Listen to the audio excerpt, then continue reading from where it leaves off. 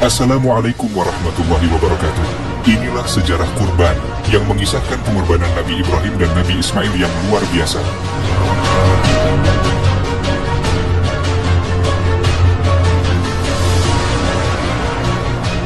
Sejarah mencatat perjalanan Nabi Ibrahim alaihissalam yang menghadapi ujian besar ketika diperintahkan untuk mengorbankan putranya, Nabi Ismail alaihissalam. Sebelum peristiwa ini, Nabi Ibrahim menghadapi tragedi pembakaran oleh Raja Namrud dan pengikutnya. Namun, Allah Subhanahu wa Ta'ala menyelamatkannya dengan mengubah api menjadi dingin dan keselamatan bagi Nabi Ibrahim. Setelah itu, Nabi Ibrahim memutuskan untuk berhijrah meninggalkan Raja Namrud dan kaumnya. Dalam perjalanannya, Nabi Ibrahim menikah dengan Siti Hajar dan dikaruniai seorang putra, Nabi Ismail alaihissalam, yang kelak juga menjadi nabi.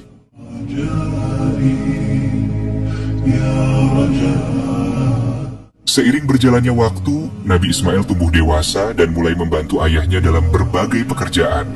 Suatu malam, Nabi Ibrahim bermimpi bahwa ia harus menyembelih putranya. Mimpi ini membuatnya bingung dan ia memohon petunjuk dari Allah Subhanahu wa Ta'ala. Setelah mimpi tersebut berulang selama 3 malam, Nabi Ibrahim yakin bahwa itu adalah perintah dari Allah yang harus dilaksanakan. Nabi Ibrahim lalu menyampaikan mimpi tersebut kepada putranya. Dalam Al-Quran Surat As-Saffat ayat 102, Allah Subhanahu wa Ta'ala berfirman, maka ketika anak itu sampai pada umur sanggup berusaha bersamanya, Ibrahim berkata, "Wahai anakku, sungguh aku bermimpi bahwa aku menyembelihmu. Pikirkanlah bagaimana pendapatmu." Dengan penuh ketenangan, Nabi Ismail menjawab, "Wahai ayahku, lakukanlah apa yang diperintahkan Allah kepadamu. Insya Allah engkau akan mendapatiku termasuk orang yang sabar."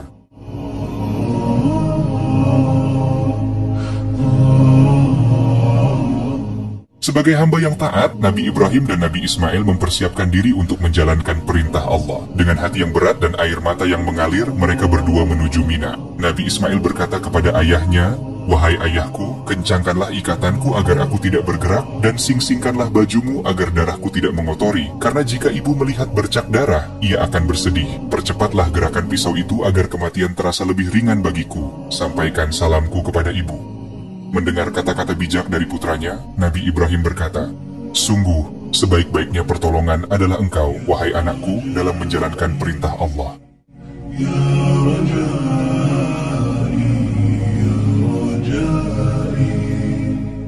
Saat tiba di tempat yang ditentukan, Nabi Ibrahim meletakkan pisau di leher Nabi Ismail dan mulai menyembelihnya.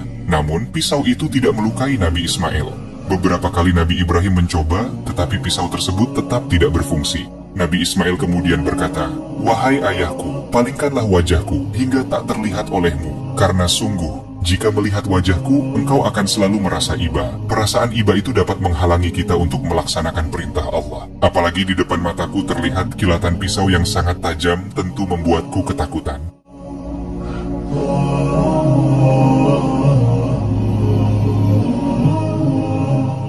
Nabi Ibrahim kembali mencoba, tetapi hasilnya tetap sama. Pada saat itulah Allah Subhanahu wa Ta'ala menurunkan wahyunya. Lalu kami panggil dia, "Wahai Ibrahim, sungguh engkau telah membenarkan mimpi itu.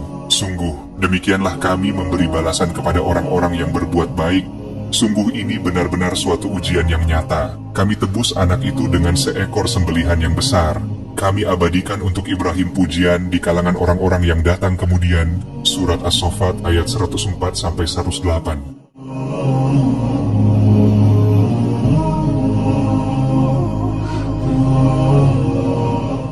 Betapa besar kesabaran dan ketaatan Nabi Ibrahim dan Nabi Ismail. Oleh karenanya, Allah tidak menghendaki penyembelihan itu terjadi, bahkan melarangnya dan mengganti kurbannya dengan seekor kambing.